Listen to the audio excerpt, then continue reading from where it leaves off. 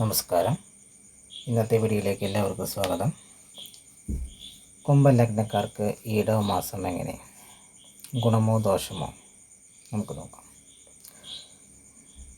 കുംഭം ലഗ്നക്കാർക്ക് സാഹസികമായ പല കാര്യങ്ങളും ചെയ്യാനും ആഗ്രഹമുണ്ടാവാം. സാമ്പത്തിക കാര്യങ്ങളിലും കുടുംബകാര്യങ്ങളിലും കൂടുതൽ ശ്രദ്ധ വേണ്ടി വരാം. ഇതൊരു പൊതുഫലമാണ്.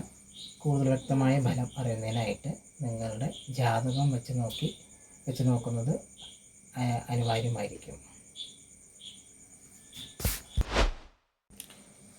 അതെ, നമുക്കിന്ന് കുംഭം ലഗ്നക്കാർക്ക് ഇടവമാസം എങ്ങനെ എന്ന് നോക്കാം. കുംഭം ലഗ്നക്കാർക്ക് സാഹസികമായ പല കാര്യങ്ങളും ചെയ്യാനുള്ള ആഗ്രഹം ഉണ്ടാവും. സാമ്പത്തികമായ കാര്യങ്ങളിലും കുടുംബകാര്യങ്ങളിലും കൂടുതൽ ശ്രദ്ധ വേണ്ടിവരും. കുടുംബ ബന്ധങ്ങളിലെ ഉത്തരവാദിത്വം വർദ്ധിക്കും.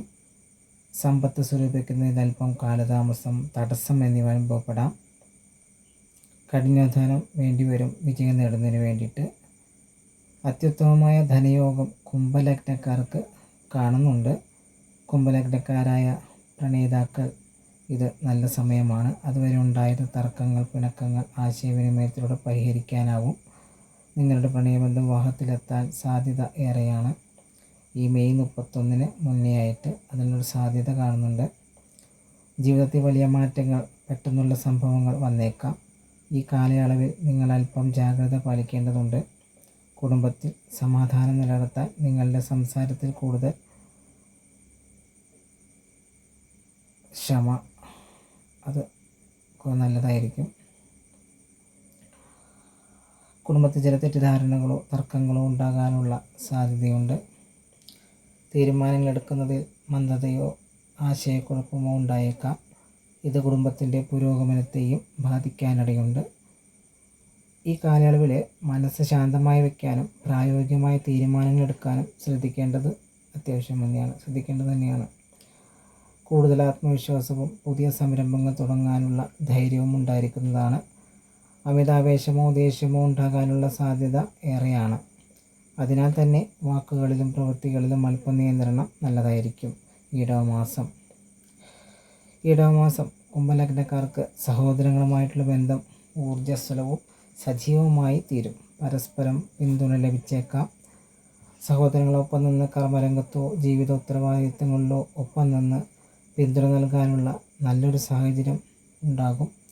സഹോദരങ്ങൾ തമ്മിലുള്ള കൂട്ടായ്മയും ധൈര്യവും കാര്യങ്ങൾ കൂടുതൽ എളുപ്പമാക്കാൻ സഹായിക്കും. മാതാവിന് ആരോഗ്യപരമായും മാനസികവുമായും നല്ല അവസ്ഥയാണ് കാണുന്നത്. രോഗങ്ങൾ കുറവായിരിക്കും. പിതാവുമായുള്ള ബന്ധത്തിൽ സ്നേഹവും സൗഹൃദവും വർദ്ധിക്കും. ആശയവിനിമയങ്ങൾ മികച്ചതാക്കാനും സാധ്യതയുണ്ട്.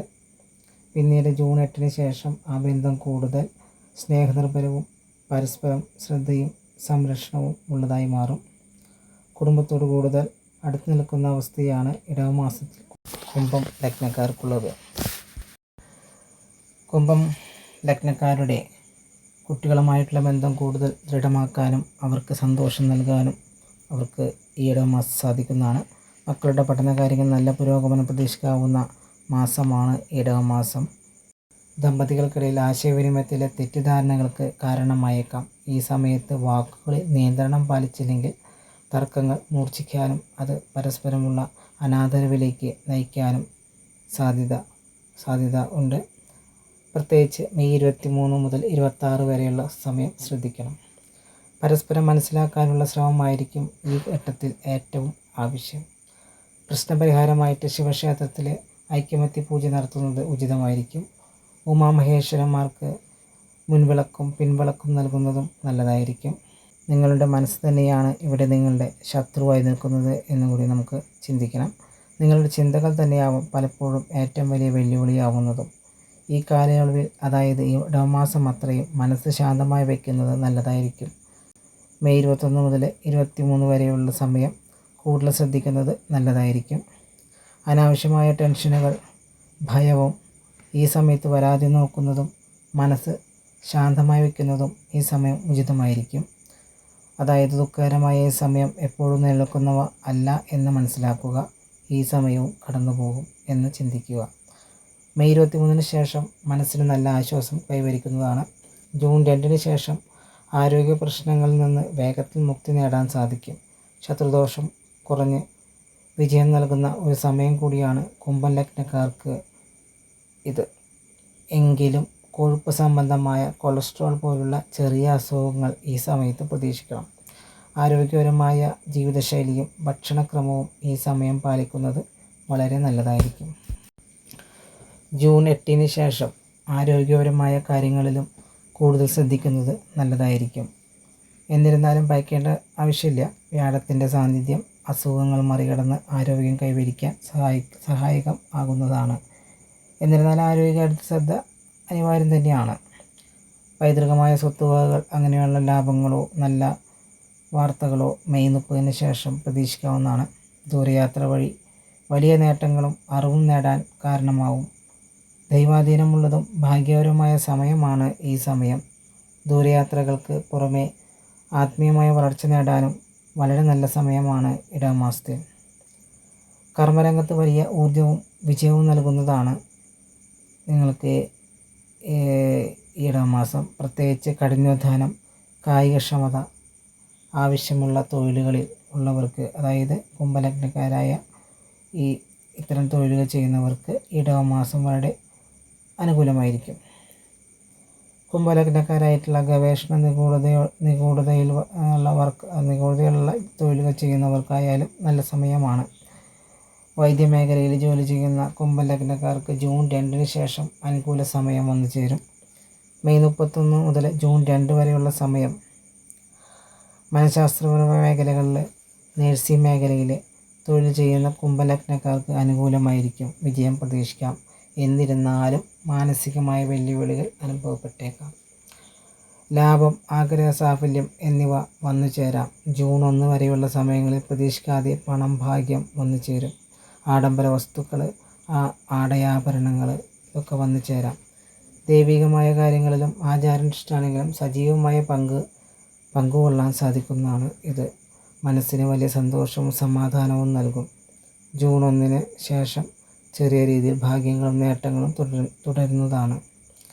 സുഹൃത്തുക്കളിൽ നിന്നും അനുകൂല ഫലങ്ങൾ ജീവിതത്തിലുണ്ടാവാം. ശരിയായ ആശയവിനിമയം അല്ലെങ്കിൽ ശരിയായ സമയങ്ങളിലുള്ള നിങ്ങളുടെ നല്ല സംസാര രീതി പ്രതീക്ഷിക്കാതെ നേട്ടങ്ങൾ കാരണമാകും. ജൂൺ 2 മുതൽ ജൂൺ 5 വരെയുള്ള കാലയളവിൽ മനസ്സിന് കൂടുതൽ സന്തോഷവും ഉത്സാഹവും തോന്നാം. നിങ്ങളുടെ ലക്ഷ്യങ്ങളിലും സൗഹൃദങ്ങളിലുമുള്ള ശ്രദ്ധ വർദ്ധിക്കും. പുതിയ ആശയങ്ങൾ മനസ്സിലേക്ക് വരാം. അതനുസരിച്ച് പ്രവർത്തിക്കാനും ഈ സമയം അനുകൂലമാണ്. വാതസംബന്ധമായ അസുഖങ്ങൾ അനുഭവത്തിൽ വരാം. കാൽമുട്ട്, കാൽപാദം തുടങ്ങിയ ഭാഗങ്ങളിൽ വേദനകൾ അനുഭവപ്പെടാം. കുടുംബത്തിൽ ആത്മീയമായ കാര്യങ്ങളിൽ, അതായത് ഭക്തിപരമായിട്ടുള്ള കാര്യങ്ങളിൽ ഒരു പുനർചിന്തനം നല്ലതായിരിക്കും. കുടുംബത്തിൽ ശരിയായ പ്രാർത്ഥനയോടെ മുന്നോട്ട് പോയാൽ ജീവിതത്തിലെ പ്രശ്നങ്ങൾ ഈ ഇടവമാസത്തിൽ തന്നെ പരിഹരിക്കാനാവും എന്നാണ് മനസ്സിലാക്കുന്നത്. കുംഭം ലഗ്നക്കാർ പ്രശ്നപരിഹാരത്തിനായി ചിട്ടയായതും ആത്മാർത്ഥമായതുമായ പ്രാർത്ഥന തുടരുക. എല്ലാ പ്രശ്നങ്ങളും പരിഹരിക്കപ്പെടുന്നതാണ്. ശനിയാഴ്ചകളിൽ എള്ളെണ്ണ വിളക്ക് കത്തിച്ച് പ്രാർത്ഥിക്കുന്നത് നല്ലതാണ്. ഹനുമാൻ ചാലിസയോ ശനി മന്ത്രങ്ങളോ ജപിക്കുന്നതും ദോഷഫലങ്ങൾ കുറയ്ക്കാൻ സാധിക്കും. ശിവക്ഷേത്രത്തിൽ ഐക്യമത്യ പൂജ നടത്തുക. അതായത് ദമ്പതികൾ ശിവക്ഷേത്രത്തിൽ ഐക്യമത്യ പൂജ നടത്തുക. ഉമാമഹേശ്വരന്മാർക്ക് മുൻവിളക്കും പിൻവിളക്കും നൽകുക. ഇത് കുടുംബത്തിലെ ഐക്യം വർദ്ധിപ്പിക്കുന്നതാണ്. വിഷ്ണു സഹസ്രനാമം അല്ലെങ്കിൽ ശനി സ്തോത്രങ്ങൾ ജപിക്കുന്നത് വളരെ നല്ലതാണ്. കറുത്ത എള്ളും തുണിയും ഇരുമ്പ് സാധനങ്ങളും പാവപ്പെട്ടവർക്ക് ദാനം ചെയ്യുന്നതും ശാന്തി ലഭിക്കാൻ സഹായിക്കും. ഏറ്റവും നല്ല പ്രതിവിധി സത്യസന്ധവും അച്ചടക്കമുള്ളതുമായ ഒരു ജീവിത രീതി ശീലമാക്കുക എന്നതാണ്.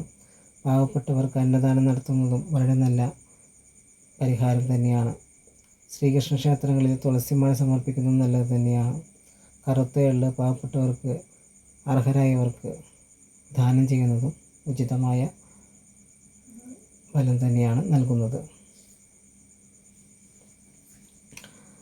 അപ്പോൾ ഇതൊക്കെയാണ് കുംഭം ലഗ്നക്കാർക്ക് ഇടവമാസം വന്നു ചേരാവുന്ന ഗുണങ്ങളും ദോഷങ്ങളും. എന്തൊക്കെ തന്നെ ആയാലും ഇടവമാസം കുംഭലഗ്നക്കാർക്ക് എല്ലാവർക്കും നല്ല ഫലങ്ങൾ മാത്രം സംഭവിക്കട്ടെ എന്നുള്ള പ്രാർത്ഥനയോടെ നമുക്ക് ഈ വീഡിയോ അവസാനിപ്പിക്കാം. അടുത്ത വീഡിയോയിലൂടെ നമുക്ക് വീണ്ടും കാണാം. നന്ദി, നമസ്കാരം.